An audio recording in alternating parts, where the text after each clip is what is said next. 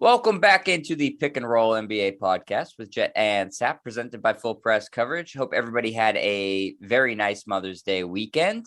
I did, except for the Celtics loss, what to me was a heartbreaker, Sap. A game that so many things, if it just went a little bit better for the Celtics, they would have won and put themselves in really good position for their game tonight.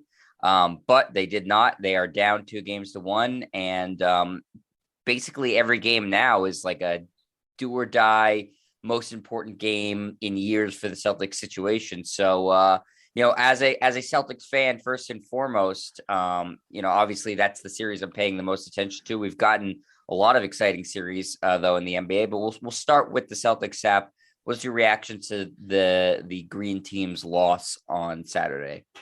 It was kind of a maddening game because going into the fourth quarter, I'm like, they have no business winning this game. They were thoroughly outplayed, especially in the third quarter. They did have a 4-point lead at the half, but once again, the Celtics came out flat in the third quarter. Milwaukee was more engaged. They built a lead, and going into the fourth quarter, it felt like it was just going to be the final 12 minutes of garbage time. But the Celtics just kept creeping back into it. And I remember with 4 or 5 minutes left, I'm sitting there watching the game with my nephew, and we're like, they have a chance to win this game because Milwaukee's kind of let them back in. In fact, the Celtics took a 1-point lead with possession of the ball with a minute left.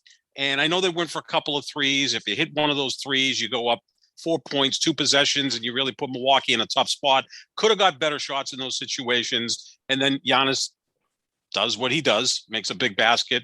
Holiday was also very big down the stretch as well for Milwaukee. They were really the only two players that were taking shots. Heck, they took 60 field goals attempts between them, which is pretty amazing in this modern NBA where you kind of spread the ball out a little bit. But a tough loss, one which felt like it was going to be a blowout or a comfortable win from Milwaukee. Give the Celtics credit for getting back into it, but they've got to solve what's wrong with them in the third quarter because that happened even in game two. Fortunately for them, they were up 25 at the half in that game. They let Milwaukee get back a little bit, but the Celtics were mostly in control of that game as well.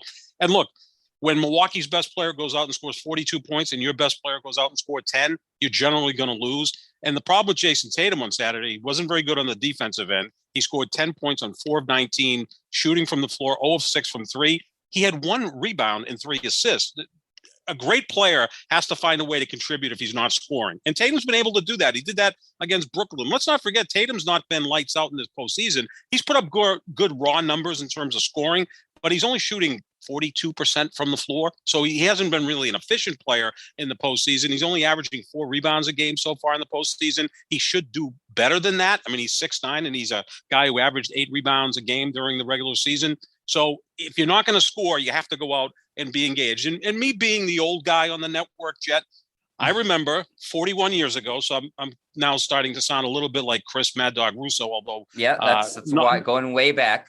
Going way back, 1981, I was still a senior in high school, believe it or not, and you weren't even around yet. But in the 1981 finals, the Celtics were playing the Houston Rockets, and in games 3 and 4 in Houston, Larry Bird had back-to-back games where he had 8 points in each game. He was not good putting the ball in the basket. But you know what he did in those 2 games?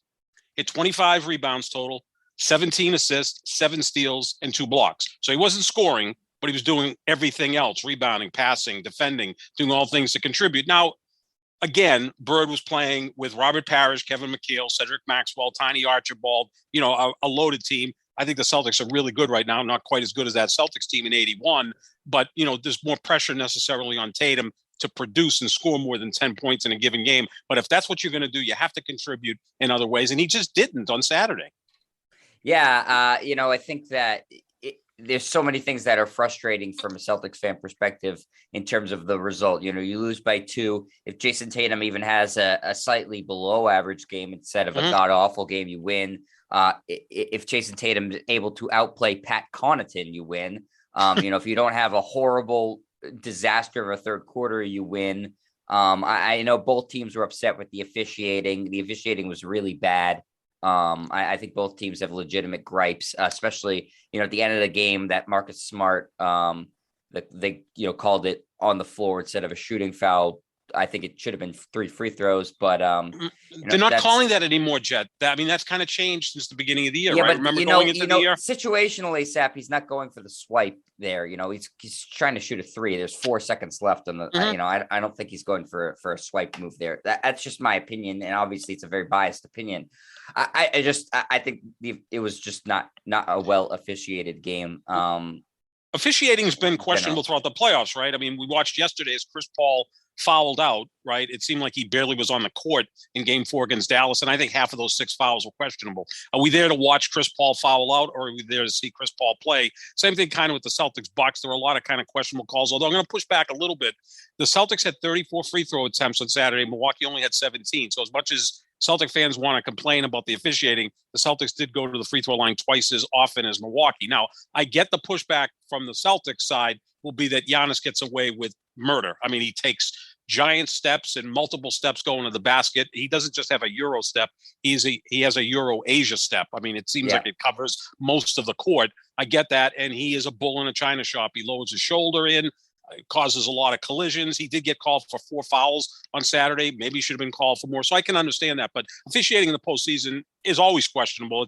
It's a real black mark against the NBA. But just look to the fact, again, let's put this back on Jason Tatum. If Jason Tatum outscores Derek White, they win the game, because White had 14 points. Tatum had 10. I mean, you can't outproduce Derek White. That's a bad look for Jason Tatum, who we've talked about being potentially a top 5 player, certainly a top 10 player. Well, he's got to be better than that than he was on Saturday. Yeah, absolutely. I mean, the biggest factor was, not officiating, not, the other things. It was Jason Tatum playing like crap. That was absolutely the biggest factor as to why they lost. And so, that's frustrating for the Celtics, and also frustrating for the Celtics is you wasted a tremendous game from Al Horford, who I don't know how many of these types of games he has left. He was so good in every aspect, offensively, defensively, on the boards. He was fantastic. Finished with 22 and 16 and 5 assists and 2 blocks. I mean, really just an amazing game from Al Horford. So, yeah, I mean, there's a lot of reasons to be frustrated for the Celtics. And now you're in a position where you're playing, game 4 tonight in Milwaukee, and you really can't lose this game. You put your backs up against the wall because your star player had a really poor game 3. And that happens. But then now Tatum has to respond with a big game tonight. And I think he's certainly capable of doing that. I don't think Milwaukee did anything particularly creative defensively to shut down Tatum in game 3, but he just was missing everything. I mean, he could not, he layups, mid-range, 3-pointers. He couldn't do anything. Wes Matthews, I think, did a really good job defensively on him, but when you're the level of offensive talent than Jason Tatum is, if you're being guarded one-on-one, even by a really good defender, you should be able to overcome that. And he didn't on Saturday. Was Milwaukee just being physical with him, kind of like the Celtics were with Kevin Durant, which kind of got him out of his game in that first series? So be physical with Jason Tatum. Just get him off his spot, get him a little bit backwards rather than forwards. And I also think that because of Brook Lopez and Giannis at the rim, he's a little hesitant to go in there. And that's always one way to get your game going, right? Get the ball, get close to the basket, see it go through. Now you can kind of elevate the rest of your offensive game. If you're not able to hit those layups, now you're strictly shooting from the perimeter. And again, we know that Milwaukee's such an elite defensive team that now that's a challenge for Jason Tatum. We're hearing about his wrist, but everybody at this point in the season, I think, is banged up. And also, I think on the defensive end, you got to get him out of switches on Giannis, because that's not a really favorable position to be in. You want Grant Williams or Horford on Giannis. Those are the 2 best defenders you have in that situation. You want Rob Williams being an off-the-ball defender, and you really don't want Tatum getting locked down with Giannis, because it's punishing, and that takes a lot out of you. So those are some of the adjustments that hopefully the Celtics will make in game 4. And again, is it a must-win? No, generally it's a must-win when you're facing elimination, but this is as close to a must-win as you're going to face without being an elimination game, because if you lose this one, you're going to have to beat the defending world champions 3 times in a row, and you're going to have to win one of those games in Milwaukee, something you would not have done in games 3 and 4. This is pretty much a must-win game for the Celtics, because I don't see them beating Milwaukee 3 straight games. So they've got to even this thing up tonight. Yeah. And, it's I think even more pressure is on, because you look at the totality of what's going on in the playoffs, and we've talked about this all postseason long, Sap, it does seem so wide open. Like if you can just get past Milwaukee, you're going to have a tough opponent in Philadelphia or Miami. But I feel like beating the defending champs will make the Celtics feel like, okay, we are the favorites to win the title right now. We have this. We can do it. And so losing this series, especially with Middleton out, would be just a real blow to the team, I think, and to their confidence. Like it's just the opportunity is there. It's broken well for the Celtics. And the same thing sort of happened in the bubble. They, probably would have lost the Lakers in the finals, but you never know. And so it's just like the opportunity to, come out of this and be the last team standing is realistic. It's not completely unfathomable like we thought it would have been, in November and December. And so I think that that's a lot of pressure on the Celtics to be like, wow, the opportunity is here. Can we grab it? Can we be this team that comes out of nowhere and wins the title because we've changed everything about ourselves in terms of how we play and our chemistry. And so I think that they look at it and go, this is a must-win game in more ways than one, because they're talking about the rest of their path and potentially winning a championship, not just winning this series. I've never seen it this wide open, Jet, because, for a decade, LeBron went to 8 straight finals, went to 9 in 10 years. So he was always in the discussion, which would make his team the favorite or the co-favorite. Or in those other years in there where Golden State was going to 5 straight finals and they were just a juggernaut. They did lose to LeBron in 16, and then they lost to Toronto in 19, but that was based on injuries. I think a healthy Golden State beats Toronto in 19. So you had a decade of 2 elite teams getting ready to face each other. Whatever team LeBron was on and the Golden State Warriors dominated the league, with San Antonio kind of sprinkled in there as well. Then the Lakers win in the bubble, and I think they were going to be pretty much unbeatable because LeBron was still the best player in the sport, and Anthony Davis was the best number 2. He was really engaged. Last year, it was wide open because, he came down to Brooklyn and Milwaukee in the second round going to Game 7 overtime. Milwaukee's a champion, respect the hell out of them, but they're not at the level of Golden State or any team LeBron won a championship with. I mean, they were trailing 2-0 in the finals against Phoenix. They were trailing 2-0 against Brooklyn in the second round. They were 2-2 against the Atlanta Hawks of all teams in the Eastern Conference Finals. They weren't a clear-cut champion, but this year, it is completely wide open. There's 8 teams left, and I know you could power rank the 8 teams. You have Dallas or Memphis would win the championship. It would be a surprise simply because, Luka doesn't have a ton of help in Dallas, and John Morant, who may not even play in Game 4 against Golden State, doesn't necessarily have a lot of help in Memphis. But those are teams that won over 50 games. Just look at the wins totals of these 8 remaining teams, Jet. The Celtics, Milwaukee, and Philly each had 51 wins. Dallas had 52. Miami and Golden State had 53.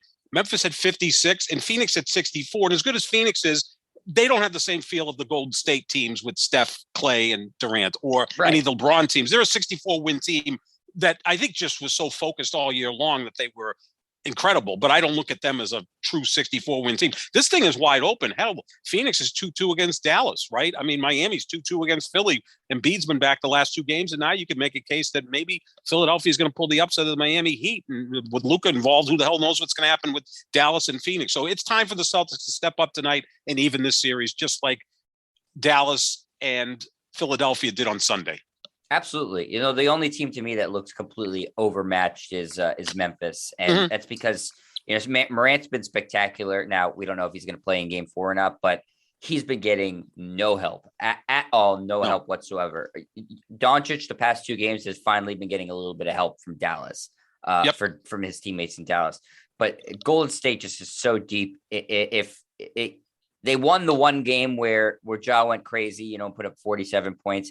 It's hard to do that consistently, especially when you have, multiple guys on Golden State scoring in the 20s, and then you only have one guy scoring above 16 for Memphis. You can't beat a good team that way. Memphis just isn't deep enough. They don't have enough co-stars for Ja Morant to be able to take down a really good team.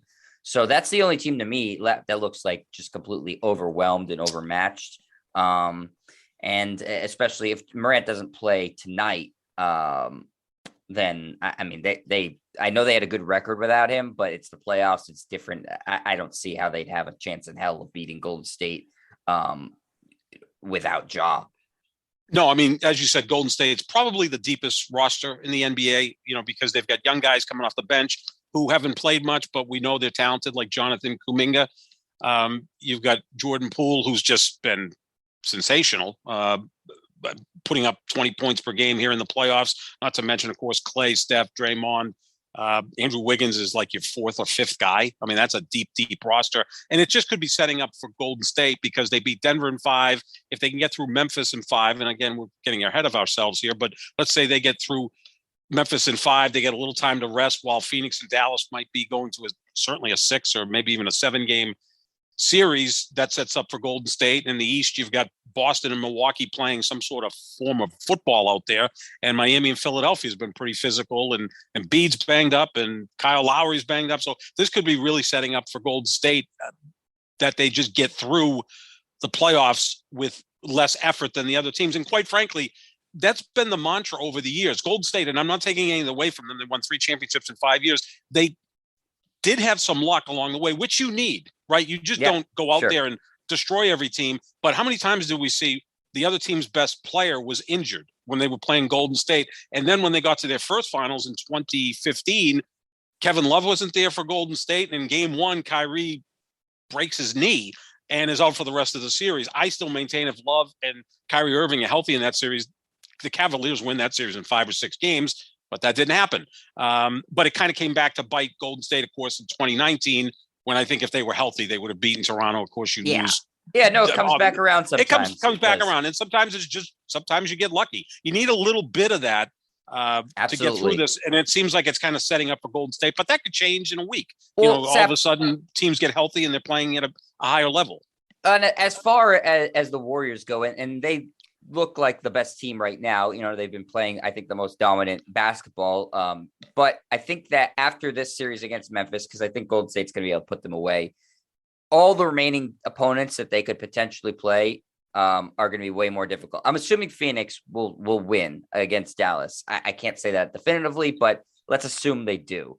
Mm-hmm. I think that where Golden State is weak is in the paint. Defensively, they go small. They're not. Ayton would be a massive issue for them. And if they get to the finals, whoever the hell they play in the that comes out of the war that is the Eastern Conference is going to present a problem for them. They're not a physical team. All the remaining teams in the East are extremely physical. So I think this is the last series that Golden State will get to coast for. Right. Is my point. Absolutely. Yeah. Because I mean, again, let's not get ahead of ourselves, but potentially say Golden State, Milwaukee, how the hell are they going to deal with Giannis? I know Draymond Green's a great defender, but Giannis is pretty much undefendable. The interesting part of that series is Milwaukee lets you shoot threes. I don't know if they're going to have that same mentality against Golden State with Steph and Clay and Poole and the rest of those guys. But again, let's not get ahead of ourselves with a Golden State Milwaukee finals. We still got a lot of ball to play, but back to this game tonight for the Celtics. This is time to step up, and it's going to be Jason Tatum. And good, he doesn't have to go out and score 37. I mean, he's quite capable of it, but be efficient, but be engaged on the glass, setting up your teammates. And again, assists are a stat that is dependent on guys making shots. So sometimes he may have made the right plays and they just didn't knock down shots that were makeable. So we'll look at that, but he's got to be more engaged defensively, get him away from Giannis as much as you can, because that's a physical beating that you're going to take. Giannis, as you've said many times, may be the strongest guy in the league. Certainly he's the toughest guy to defend because he's all elbows and shoulders and knees. The Williamses, Grant and Rob are taking a beating. A pounding. I mean, Grant Williams is built like a linebacker, and he's knocking everybody down. I mean, he's again a more athletic version of Moses Malone. I think. No, Rob Williams has gotten an elbow to the face, a knee to the balls. He's gotten beat up. It's wrestling out there with Giannis. That's how he plays. I mean, again, not the most aesthetically pleasing guy in the league, but the best player in the league and a guy that I absolutely love because he just, how can you not like Giannis? I mean, the guy is he's awesome. I'm not rooting against the Bucks. I'm not rooting against Giannis. And even the rest of the team. I mean, they're sneaky dirty out there. You know, Portis is always looking to nail someone, and Grayson Allen is a physical. Grayson Allen is. Oh my God, he could be Bill Laimbeer's long lost son for all we know. I mean, they actually that's look alike. more so than the Smart, the call I thought should have been 3 free throws at the end of the game. Yep. Smart, the refs missed one. I'm not sure if you remember this. It was a fast break on the other end, or a loose ball. Tatum beat the Bucks to the ball, and Allen kind of shoved him in the back. They didn't call it. Tatum flew back, and then the Bucks hit a 3.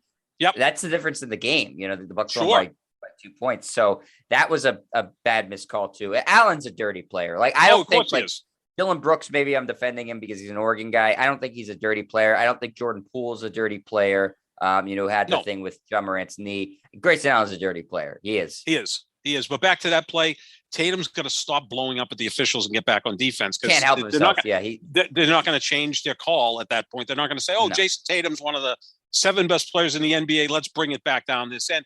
The Celtics do complain a lot. And I think Udoka's trying to get this across to the players. Like, let me handle the officials. I'll plant that seed. And good coaches do that, right? In between games. Get that message out there. Maybe you get a favorable call or two, and it's a difference in winning and losing a game. The Celtics players come across a little bit like the Italian national soccer team, where they're diving, they're writhing in pain. Yeah, it's out of control. It is out of control, and it's just, it gets them out of sorts. Go out and play. You're probably a slightly better team than Milwaukee. I really believe that, especially with Chris Middleton out.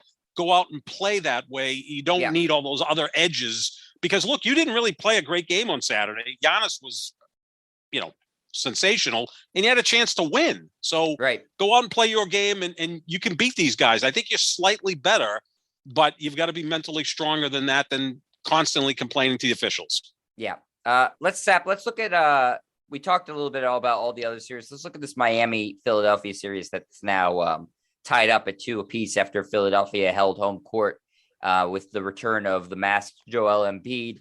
And, they have made this a series now. Embiid looks hurt, but he's clearly, even at whatever percent he is 60, 70, is still a huge difference maker. Oh, I mean, you can make a case that he should be MVP. I know we're going to discuss in a little bit that all the reports out from Woj that Jokic is going to win the MVP again. And he had a great year, but I would have voted for Embiid over Jokic, and I would have voted for Giannis over both, but that's a discussion we've already had. No, Embiid's a force. I mean, because he is so good and so unstoppable down low, he opens up the entire offense for the likes of James Harden or Danny Green or whoever, Tyrese Maxey. The offense opens up because of how good he is inside. And then also he can go outside and beat you from the perimeter, not to mention what he does on defense. In the first 2 games, Miami pretty much had an open lane to the basket. Well, that's not going to happen with Joel Embiid out there. And this is a great, great player. And now that he's back, we have ourselves a series. I would say the pressure is now on Miami because they were up 2-0. Probably didn't expect to see Embiid come back. He's back. Now it's even. Pressure on Miami. And Miami, I think one way you can beat them is with size. They're not a real big team because, you can make a look at Adebayo as kind of an undersized big, if that makes any sense. And, even look at a guy like Kyle Lowry, who's not playing at 100%. They're kind of banged up. We know Butler's been banged up for this series, but still going out doing an amazing job.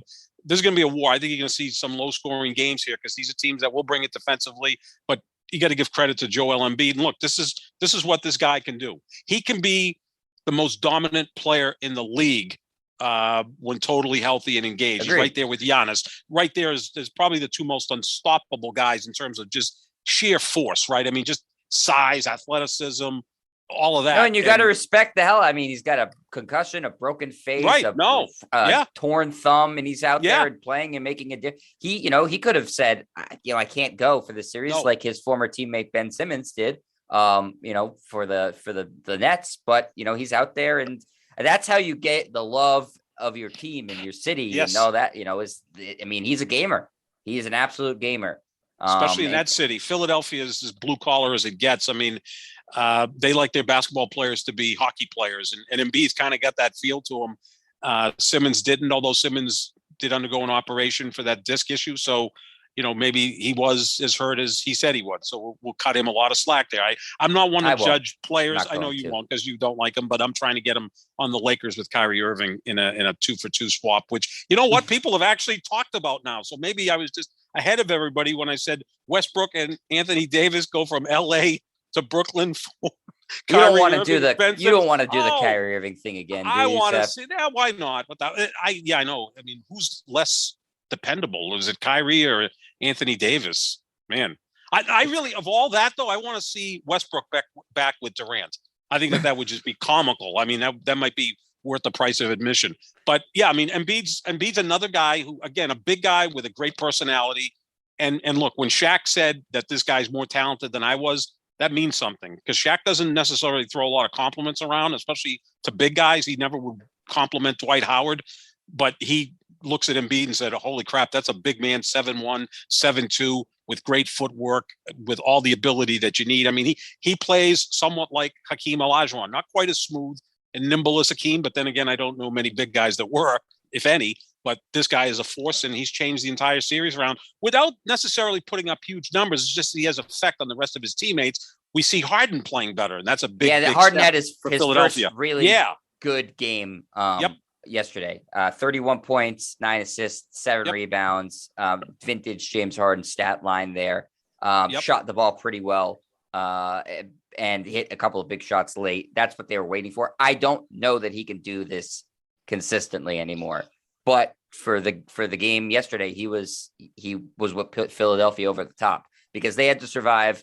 Jimmy Butler's been fantastic in the playoffs, as he always is. He just changes, like, you're like, oh yeah, he had a nice regular season, he's an all-star this year, he's shooting a terrible percentage from 3, and then he goes out and he shoots 13 of 20 from the floor, 2 of 6. Like, he just in the playoffs steps it up, as you would expect with star players. I mean, this is his second 40-point game in the playoffs. Yeah, I mean, he was great in the finals against the Lakers. He single-handedly made that a 6-game series when it probably should have been a sweep or a 5-game series, easiest for the Lakers. He's a guy who's really grown on me. I know you've always loved him as a player, and he's a guy who I think he knows his shortcomings too. He's not a great perimeter shooter, but he seems to knock down a 3 when he needs to. But the rest of his game is splendid. Great defender, outstanding passer. He'll help you on the boards. Sensational driving to the basket. A guy that just leaves it all out on the court. You like to see him out there, and this is an intriguing series because, again, you get a lot of real interesting personalities out there, led by Embiid and Jimmy Butler, the 2 best players from their respective teams. So we'll see what happens with this. It's been dominated by the home team, as the Phoenix-Dallas series. So we'll see if Miami and Phoenix can somehow win these series. And, again, they would be rewarded for having the better regular season than their opponents. Yeah. All right, Sap, before we finish off with the MVP thing, since we're at the midway point for all of these series, just about, let's put our money where our mouth is and pick who's going to win each one, Sap. So we'll start with the one we were just talking about. Miami and Philadelphia. It's tied up 2 games apiece. Who's winning? I think Philadelphia is going to win. I think there's less pressure on them. They got down 2-0. It looked like they were going to gag against Toronto after being up 3-0. I think right now they're playing, I wouldn't say with house money, but they're playing a lot looser and freer than they were earlier in this series. I think they're going to find a way to pull the upset because, again, Embiid is the X factor here. He's unstoppable. All right. I'm going to say Miami. I think that Jimmy Butler will keep playing at this level, and I can't imagine Kyle Lowry, even though he's hurt, he's got to be good for a game or 2 where he does something good. I mean, he's been dreadful because he's been hurt. I'll stick with the team that has the home court advantage. I'll say Miami. It wouldn't shock me if Philadelphia won. They looked dead in the water, Sap, before Embiid came back. So, good for them to make this a series. So we're going to pick differently there. What about the other game last night? Phoenix and Dallas is tied up at 2 games apiece. Dallas takes both the games in Dallas. Phoenix took both the games in Phoenix. Isn't this a classic case of the role players playing better at home? All of a sudden, Finney-Smith look like Steph Curry or Klay Thompson out there on Sunday hitting 8 threes. And Luka needed that because Luka's struggling from the floor. And Luka's not an efficient scorer. I mean, I know the comparisons to Bird, and they call him Baby Bird. His game's a little different than Larry Bird's. I know they're 2 white guys, so that's where everybody jumps to and says, well, he's Baby Bird. He's a great passer like Bird. Bird was a better rebounder. Bird was a better shooter than Luka. Luka's going to have to work on that a little bit. And he was 1 for 10 the other night from 3. Yeah, I mean, he's not an efficient scorer, but he could score. And obviously, we saw the 11 assists and the rebounds, and he got Chris Paul into foul territory. Look, Luka's probably, after LeBron, my favorite player in the league. I love him. Is this Nick Wright's new guy, by the way? I know you watch absolutely. A lot of Nick Wright's tweeting like crazy about him. He calls him his giant Slovenian son. Okay. which is good. Which there's really no comparison between Nick I Wright like and Luka. Now I like him Luka. less than Nick Wright No, likes. no, you could still like Luka. I want to see Luka show up in shape one year. I mean, he looks like he eats a steak and cheese sub with like extra mayo on it at halftime. He doesn't look the part. Like, He's smoking at halftime. He's smoking at halftime. Yeah, he's halftime. just kind of out there. He's at his own pace. Did you see the runner he hit yesterday where he just kind of ambled into the lane from about 12 feet and just hit it? And it was like the whole court just stopped for him. Like the other 9 players just kind of stopped and looked at him. Then he's driving to the right. He kind of looks in the corner, moves the defender to one side, and then hits a layup. He's sensational. I think he is the most skilled guy in the league in terms of everything: passing, ability to rebound. It's just, in terms of pure basketball skill, he's just sensational. I want to see him get in a little better shape and be better defensively because they really do hunt him on defense. But he's 23 years old. I mean, he's going to get better. I'm going to go with Phoenix in this. Chris Paul was god-awful in Dallas. He had 7 turnovers in Game 3. He fouled out of Game 4. He had more fouls than points. He had 6 fouls and 5 points. He's got to be better than that. He's had a weird playoffs. He will be. He's up and down. He's 37 now. But he's had some games that you're like, holy crap, this guy might be the best player in the league. Yeah, he was 14 of 14 from the floor. Yeah. And then he has games like last night where we're like, oh, this guy's washed up. I can't really make sense of it. Yeah, he has the series, the previous series against New Orleans, where he had 68 assists and 9 turnovers, which is ridiculous. No, there's times he looks like still the best point guard in the league, and then other times you're like, he looks 37. So he's the X factor there. And I want to see DeAndre Ayton get a little bit more involved. Booker's awesome. I mean, he kept them in the game on Sunday. I think Phoenix will find a way to win this in 7 games because Dallas is playing at a high level, and that crowd carries them, and it goes to 7. But I think Phoenix is going to find a way to win. But it hasn't been as easy for them in this postseason as anticipated. They need 6 games to beat a New Orleans team that was arguably the worst team in the postseason other than San Antonio, if we're considering the play-in tournament part of the postseason. But Phoenix has not looked as good as they did during the regular season. And again, it was a long season last year.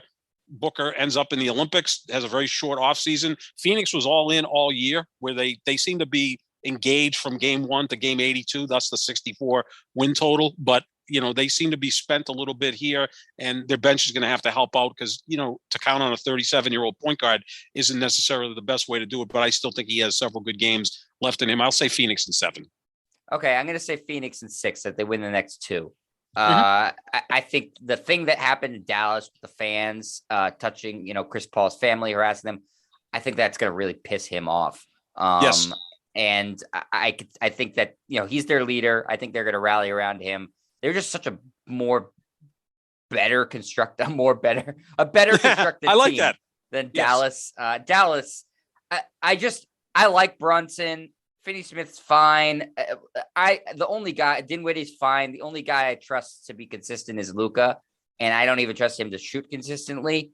Right. I just Phoenix again. I'm surprised they're struggling so much in the postseason, but they're fully capable of winning 2 games in a row against the Dallas team that I think is okay, not very good. So I'll say Phoenix in 6 because I do think that they're pissed off that they lost this game, and they're really pissed off that the Dallas fans were getting on Chris Paul's family. Yeah. And you look at this Dallas team, I've said this before, I don't think I think Dallas has the biggest disparity between their best and second best player, right? I mean, like and even Miami, and 4th and 5th. 3rd and 4th. Their roster stinks. It really is. So. Yeah, I mean, Finney Smith, Brunson, and Dinwiddie feel more like 4th guys, right? And then you got Luka, who is obviously a franchise player. They don't even have like a 2nd or a 3rd guy. Well, look at Memphis. Jaren Jackson Jr. was what, like the 3rd, 4th pick, 5th pick in the draft. He's a really skilled guy. Like who on Dallas was a high pick outside of Luka? It was supposed to be Porzingis, who they got from the Knicks, and it just never worked out with Porzingis. Yeah, then you look at Golden State, where you could look at Andrew Wiggins as the 5th best player on the Warriors, right? That's not even a stretch. And he was the 1st overall pick and has had a nice career. He actually made the All-Star team this year, which was a surprise, maybe not warranted, but he still made it. And you look at Dallas, it's Luka and a bunch of other guys. Miami is a little bit different. They really have an ensemble cast where Butler's their best player, but then Adebayo is really close to Butler, and Kyle Lowry, when healthy, is really close to Adebayo. They have 3 guys that are kind of interchangeable in terms of talent level, not to mention a guy like Tyler Hero is 6th man of the year. Dallas, it's Luka and other guys. That's why I think when the MVP numbers come out, he should be fourth behind Jokic, Embiid, and Giannis. I think he'll be a strong fourth there. But again, I don't know if they'll be able to pull this upset off, but I think it can go 7. And then the other 2 series are the ones that are playing again tonight, Sap. Memphis, Golden State, and then we'll finish up with the Celtics in Milwaukee. Yeah, I think Memphis will find a way to win one more game and go 6 because they just play so hard and fearless, and Ja will get out there and he's quite capable of doing whatever he needs to do to win. So I'll say that goes 6 games. I think they'll find a way to steal one more game, but they're not going to win the series. It's Golden State's to take over.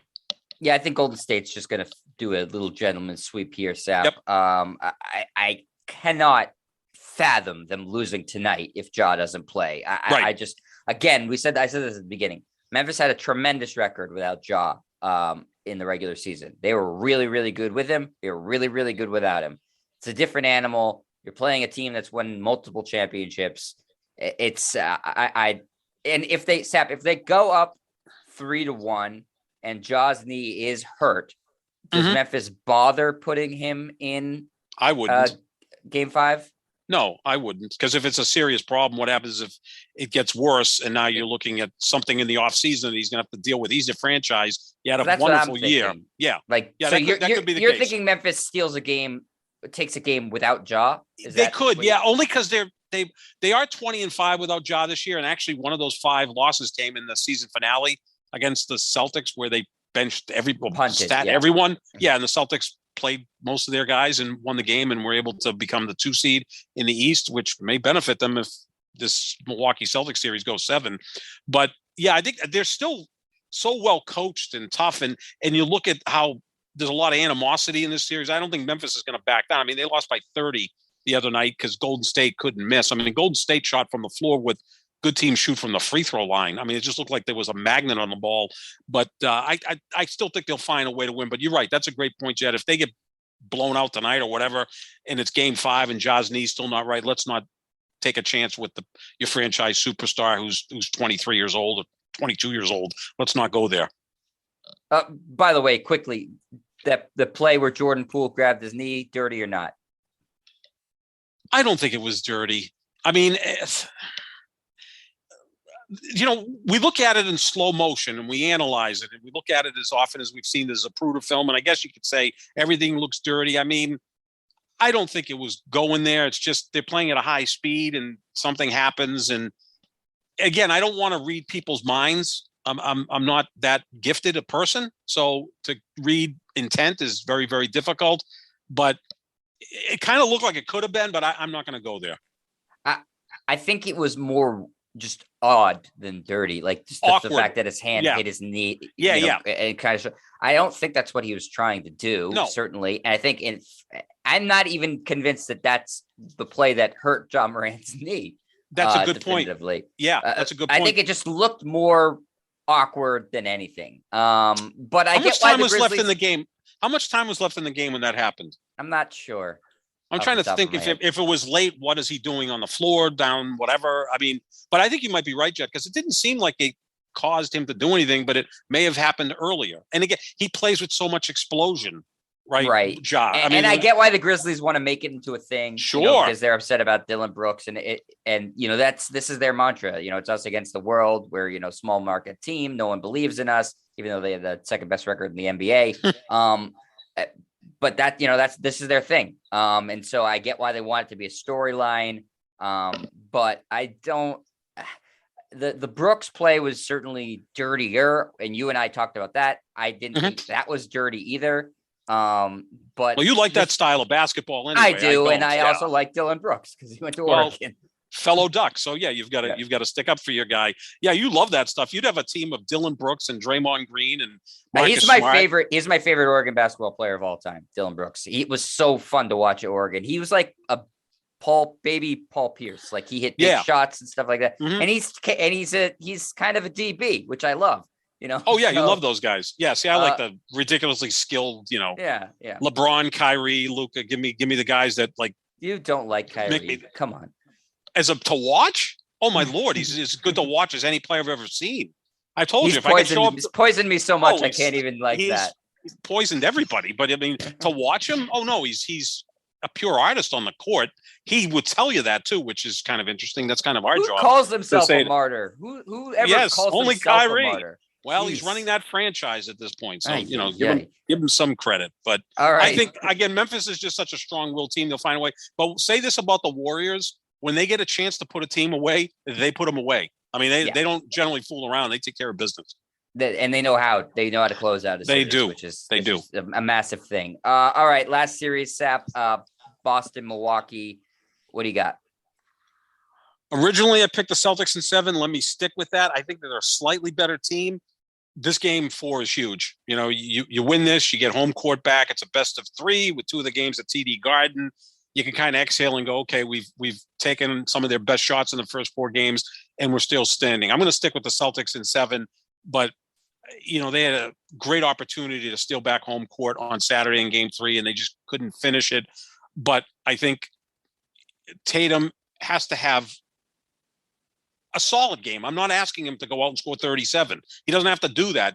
He was outscored by 32 by Giannis in game 3, and you lost by 2. Now, that probably is not going to happen again. If that happens again, you're probably going to lose by 22. But he has to be engaged in other facets of the game, not just scoring. Get off to a good start, get him going, and I think things will fall into place. I'll stick with the Celtics in 7. This is a tough series, though, because that team is mentally right now the strongest in the NBA because, hey, they won the championship last year, and they have the best players, so they go on the court really believing they're going to win. I originally said Celtics is 6. I'm going to switch it to Celtics in 7. Winner of the game tonight wins the series. I think. Yeah, period. No, I think that's a yeah. I mean, if it's Milwaukee tonight, then they have 3 opportunities to win one game. I don't think the Celtics can win 3 straight. Yeah, if the Celtics can win tonight, now it's best of 3 with home court advantage, and you're the healthier team unless Middleton comes back, which I don't think is going to happen. Yeah, the winner tonight is most likely going to be the winner of the series. I think, for the Celtics, like you said, Tatum needs to just play like he can, play his average to slightly above average. It's all they're asking. He doesn't have to go bananas. They're not, it's not like the Celtics team last year where the only game they won in the postseason was the Tatum 50-plus point game. They doesn't have to do that. So just play his game, and they have to knock down their threes, their open threes. I'm not asking them to hit crazy shots, and they have to take away the role players of Milwaukee as best as possible. Again, you're not stopping Giannis. We've said this all postseason long. We said it all regular season long. You're not stopping him. It doesn't matter. Do whatever defense you want. It doesn't matter. He's going to do whatever he's going to do. You have to accept that. You have to throw up your hands and accept that he's going to dominate. He's too big. He's too strong. He's too athletic. He's too fast. You can't stop him. It's the same as LeBron at the height of his powers, and Giannis isn't as good as LeBron was at that point in time. But I'm saying, like, you can game plan as much as you want. It doesn't matter. So throw that out the window. They do so many things. See, that's the thing which makes them great players, right? Like, even when Giannis isn't scoring, he's going to grab 12 rebounds and 8 assists, and he's going to rim protect and come up with the biggest defensive player of the game. Just look back to the finals last year, right? I mean, that series switched because of Giannis's defense as much as anything. Then in the clinching game 6, he puts up 50 on the board on 17 of 19 from the free throw line. So that's what LeBron would do in his prime and still does, right? He'll go out and score 30 and get you double-digit rebounds and assists. That's what the great players do. That's why they're truly superstar players. That's what Tatum has to elevate to. But yeah, I think you make a great point, Jet. The winner of Game 4 most likely will win this series, and it's been a kind of a weird, entertaining series, and I expect another crazy game tonight. Yeah, absolutely. So Sep, let's wrap up with the announcement that Woj put out there that Nikola Jokic is expected to be announced at any point in time in the whenever the NBA decides to do it as the MVP. So you could take that to the bank. He's won the MVP award. We talked about that a lot, especially towards the end of the regular season as the award race was really tightening up between 3 guys, the aforementioned Giannis, Embiid, and Jokic, who's now the winner of the award. We both thought Giannis should have won. We both think he's the best player in the planet. Do you have a problem with Jokic winning? No, I to be honest with you, I think 4 guys deserve this award this year. Now, again, only one can get it. I think that Giannis, Embiid, Jokic, and Luka all had MVP caliber seasons. Now, Luka missed some games. He came in kind of fat and out of shape early, but once he got engaged, he played at the highest level in the league. We know what Embiid means to Philadelphia. Just look at the playoffs. They were no factor in games 1 and 2 against Miami, and they were able to win and win comfortably games 3 and 4 because of Embiid. We know what Giannis means every single game on both ends of the floor. And Jokic's numbers are like extraordinary. The only man in the history of the NBA to put up 2,000 points, 1,000 rebounds, and 500 assists in a given season. I mean, you could start playing games with numbers as much as you want. I mean, we could throw some Wilt numbers out there. You know, the only guy that scored 4,000 points and 2,000 rebounds and 400 assists or whatever the hell he did in many of his seasons. I mean, we can go put up all those numbers we want. But again, Denver was a factor all season long, and he didn't have his 2 best players. And they were still a team that won 49 games, 48 games. He had a better statistical season than in his MVP season last year, his first MVP. You know, he averaged more points per game. This last year's 26.4, this year 27. He averaged 8.3 assists last year, slightly down this year, 7.9. But the big difference, he averaged 10.8 rebounds last year. He averaged 13.8 this year. So picking up the rebounds by 3 in a year is really impressive.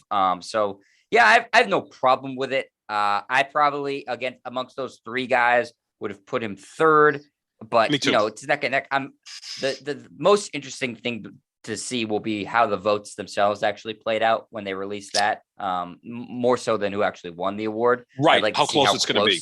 It's going to be. Yeah. The most impressive number for me, Sap, for Jokic is he started his career in 2015, 2016. This is the games played: 80, 73, 75, 80, 73, 72, 74.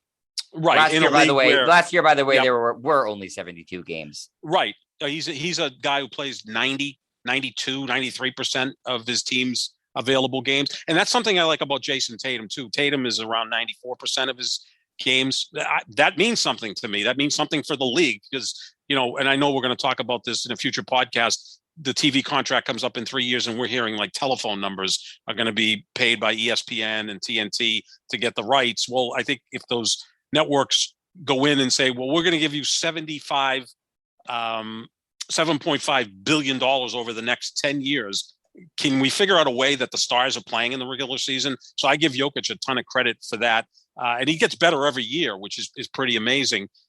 He's deserving of it, but it almost seems like it's getting like the NFL where the regular season MVP is a curse. I mean, the last regular season MVP in the NFL to win the Super Bowl was Kurt Warner in 1999. I mean, you can look, my guy Aaron Rodgers is 4 NFL MVPs, and in those 4 years didn't even get to the Super Bowl. Maybe he should coast instead of trying to win the MVP. Yeah, no, I think he's more interested in winning the MVP. He talks about that a lot, that he has 4 and should have 2 more. And my guy's the only guy that would bring that up. But even Brady's 3 MVPs. The Patriots didn't win the Super Bowl. Manning has 5. They didn't win the Super Bowl. You have to go back all the way to 1999 for the last NFL MVP to also be the Super Bowl champion in the same year. And it's kind of getting like that with basketball. The last NBA MVP to win the championship was Steph in 2014-15. Right? You just go right down the list. It's just, you know, you win the MVP, and oftentimes you're bounced in the first or second round, right? Jokic was bounced in the second round last year, the first round this year. Giannis got bounced early 1 year that he won the MVP and then made it to the conference finals and lost another time. It's kind of weird. I mean, Harden and Westbrook won MVPs and didn't even get out of their own conference. So, you know, maybe players are like, well, you don't win the regular season MVP, but you got a better chance to win the championship. I thought 2 years ago when we got to the bubble that LeBron should have been the MVP. He lost to Giannis, and that vote wasn't even close, which I thought was kind of strange. I believe Giannis won that vote 81-19 in terms of first place votes. I thought it should have been closer than that. Kind of like I thought that Aaron Rodgers deserved the MVP this year in the NFL, but it should have been closer with Tom Brady than it was. Right. It was like a 2-1 margin. And sometimes people just follow and hear, oh, okay, he's going to be the MVP, so let me vote for him, which is idiotic. I think that happens a lot. It happens It happens in presidential elections. How stupid is that? Well, I like the other guy, but you know what? I'm going to vote for the guy who wins. It's not, you know, we're not at a contest where you're going to get any prize for picking the winner. We're not in Vegas where you're betting it. I mean, just vote. Yeah, it's just like, well, I guess Jokic is going to win it, so let me vote for him. And Aaron Rodgers is going to win it. Let me vote for him. And thankfully, more people did because my guy needs to win some of those personal awards because he sure as hell isn't getting back to the Super Bowl anytime soon. But I think so. Yeah, with Jokic, Step, I think it's that is a factor in it. Obviously, his play is a factor in it, and I think I think the voters do want to or are incentivized to reward the guy who plays a lot of games. Yeah. Whether that's true. the best way to vote on it, that's up for debate for another day. But again, 74 games for Jokic this year, 68 for Embiid, 67 for Giannis. I think that's the difference. That means something. Yeah. Oh, absolutely. And you put this forward a couple of years ago that to be eligible for MVP, first team All NBA, second team All NBA, third team All NBA, you should have to play a minimum amount of games. Figure it out in an 82 game schedule. Let's say, I don't know, 66 games. That's roughly 80% of your team's games. That should be fair enough. I mean, I don't think you have to say you got to play 75 out of 82 to be eligible for these awards. 66 is reasonable. Yeah, a nice even number, and it's about 80% of the schedule. That's pretty good. So all three of those players, by the way, would have been eligible because, like you said, Giannis played 67. Last year, Embiid didn't play enough. He probably would have won the MVP last year, but he missed 24 games, I believe, while Jokic was playing every game. Yeah, he played 51 last year. Okay, so he missed 21 out of the 72. So that's a pretty big amount, although in those 51, he was damn dominant. The last player that won the MVP playing so few games, I believe, was Bill Walton in 1978. I don't know if you're on the Google machine there. I think he played 58 out of 82 games and won the MVP. He was dominant. But that was at a time when the players voted for the award, not the media. And Walton won it in 78. This was a year after he won the finals and finals MVP with Portland. Came back the next year, was dominant, got hurt in February or March, but still won the MVP. I think deservedly so. So, let me look it up. That's where we're at. What year? Yeah. Bill Walton, 1977-78. I think he played 58 games. Right he around did indeed. There. Right on the money, Sap. 58. I pulled that right out of my ass. Very good. Yeah, not bad. I can remember that. I can't remember what I ate for lunch 2 hours ago. But he won it. But that's back when the players were voting for it. So it changed, I believe, in 80-81. That now the media voted for it. I know the players and LeBron specifically gets all pissed off about the voters. I would not trust the players to vote for MVP. No. How many of them would take it seriously? They're friends with too many of the other guys. Right. Yeah, exactly. Yeah. I mean, back then it was probably pretty interesting because they're like, I'm definitely not voting for this guy because I can't stand him. And maybe we could see Russell Westbrook's ballot. That would be interesting because he'd probably vote for himself, number one, rather than some other guy he doesn't like. But now we have Sap, 4 years in a row, international players won it, two in a row for Giannis, 2 in a row for Jokic now. I can't imagine. Top four finishers are going to be foreign-born players, right? It's going to be Jokic, Embiid, Giannis, and Luka. That's pretty awesome. I mean, it is. And then it's probably great for the sport. It really is. And then probably Tatum and Booker will finish 5th and 6th, I would think. Yep. I mean, I'm just guessing. So, and that's good. I mean, again, I've said this a million times. I don't recall the league ever being as good as it is now in terms of talent. It's like every year you add superstar caliber players. I mean, we don't have to label them superstars right away, but you can see they're going that direction, whether it's John Morant in his draft or Luka and Trae Young in their drafts. Obviously Tatum and, Embiid back in 14 and all these great players, Giannis back in 13. They just the sport is just growing because it's such an international sport at this point. People like to romanticize about the 80s, and that was a great decade, but there weren't foreign-born players, and the league just expanded in the late 80s into the 90s. The 90s to me was the decade that people also romanticize about because Michael Jordan dominated, and that's great, but the foreign players were not a factor in the 90s, and the league just expanded by 6 teams in the previous decade. So the talent was watered down. Now, with all the foreign-born players and just the skill level, I think the league has more talent in it than it's ever had. Oh, no doubt. And it's only going to continue to grow. If you go look at some of the draft prospects for this year, next year, the top prospect by a mile is a French kid who's 7'4", Victor Wayamba or whatever. He can shoot threes. He can. I saw a picture of him playing at like a Nike Hoop Summit against Chet Holmgren, who's gigantic, and he's towering over Chet Holmgren. Right. So, again, this is just this. There's going to be a lot of foreign-born MVPs as we continue on used in to the NBA. It. Yeah, this is get used to it. Luka's going to win a couple. I mean. Oh yeah. So if he lays off the Haagen-Dazs and the steak and cheese subs in the offseason, he may be able to. Yeah, if he could just put forth a good first, quarter of the season, he would probably win MVP. He'd be the MVP this year. I'll make an excuse for my guy is that, he nearly carried his team to the gold medal in the Olympics. So it was a really short offseason. And then he came back probably weighing 280 because he's 6'7", 6'8". He's a moose. He's a moose. You saw him yesterday against Phoenix. He's just plowing people down. He kind of is physical in a different way than Giannis. Giannis is so explosive. But Except Giannis if he is was like 280, what did Zion weigh at the beginning? 325? Because Zion's a little shorter. Christ. Oh, Zion is enormous. I mean, look at the NFL players. Does Zion at his heaviest not look like an offensive tackle that weighs 325? There should not be an NBA player who's pushing over $3 billion right now. Unless you're 7 feet. I mean, like Shaq was obviously 350. Shaq was like, I'm saying, like, that was fine. Except that was later different. In his career, it was a problem. Yeah, but I mean, right now I'm looking at there shouldn't be a guy who's over 300 pounds in the NBA. Maybe the only guy that is Embiid, but he's got to be 285. But he's also 7'2". Right. And he's a big man, so yeah, you're right. You should be at that level. I'm just making up Luka 280. I mean, when you're 6'7", 6'8", I think you're a pretty good guess at it. If he's 280, then you're right. Zion must have had it by 40 pounds. Oh, at least Zion was massive. And Luka's a kind of a different big. He's kind of got a big butt and leg. I mean, he's just kind of big, and he plays enough of a physical style. He's just, different than Giannis. But the foreign-born players are outstanding. So I love watching them. And so now I don't sound like Chris Mad Dog Russo, who keeps bringing up Bob Cousy, John Havlicek, and guys that a lot of people that listen to these things never even remotely saw play. I think him and JJ Redick should have a podcast together. Oh yeah, that would be a lot of fun, wouldn't it?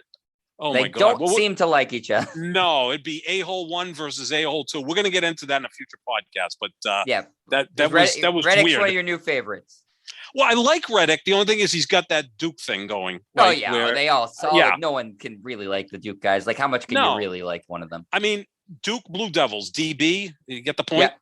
Yeah, right, and he was one of like the long tenured Duke Blue Devils. It's like Tatum and Kyrie. You're like, okay, they were there for a business trip. Yeah, he was there forever. I'd say in the power ranking of biggest DBs that went to Duke, I would say number 1 was Christian Laettner. He's the poster boy. He was like the first one. He was the original. And then I'd go with JJ Redick with the silver medal and Grayson Allen with the bronze medal because they just stayed there forever. I felt like Grayson Allen. Yeah, guys like that. Although the Plumlees aren't quite, they were never as good as those guys. No. Obviously Laettner, but just, I mean, and Kyrie he only played 1 year and Tatum only played 1 year. And Tatum is just a guy who complains a lot, but he's not, quite as bad as those guys. But Shane Battier. A little bit, but Grant Hill was the most likable guy. Yeah. Oh yeah. Everybody of all the Grant players, Hill. Except the black guys on other teams didn't like him. No, yeah. Sorry, I shouldn't say everybody. Yeah. They thought he was a phony, right? Hill. But we'll get into that in a future podcast about JJ and Chris Mad Dog Russo. It felt like I was watching, politics, like Fox News against MSNBC. But the foreign players are fantastic. And look, if you're a basketball fan, just get used to it because they're here to stay. Absolutely. All right, Sap. Well, that's going to do it for us here at the Pick and Roll NBA podcast with Jet and Sap, presented by Full Press Coverage. I will be rooting heavily for the Celtics tonight, so my mood will be directly affected on how well they play. That is my lot in life. And we will see. We will talk later in the week about how that went and how the rest of these series are going. Any other news that comes out. Make sure you check out our social medias for updates about the show at JohnSapp25, at Jet Stryer. You can find the podcast wherever podcasts are found. Just type in the Pick and Roll NBA podcast with Jet and Sapp, or find it on YouTube at youtube.com/Jet Stryer. And we will talk to you later in the week, everybody. See ya.